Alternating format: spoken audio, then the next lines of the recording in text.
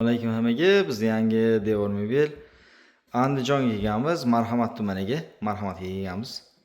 Xo'p, bu yerda o'zlarining eski shkaflari bor, o'shandan foydalanib arzon variantda devor mebel tayyorlaymiz, sekin ko'rsatib boramiz. Mebelimizni korpusi tayyor bo'ldi.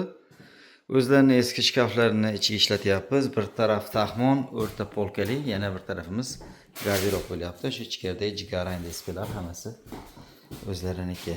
Tayyor qoldi, ko'rsatib boraveramiz. Tayyor bo'ldi. Dub ankor laminat.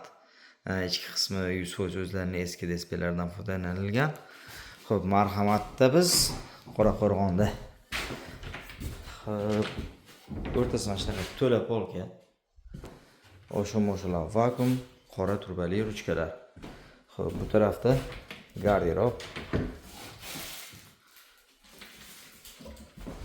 Xo'p, nari tarafimiz taxmon bo'lgan.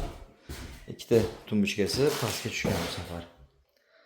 Xo'p, shundoq turishi 4 million so'mga tayyor bo'ldi. Qanaqa chiqdi? Fikr mulohazalari kommentariyada yozib qolamiz.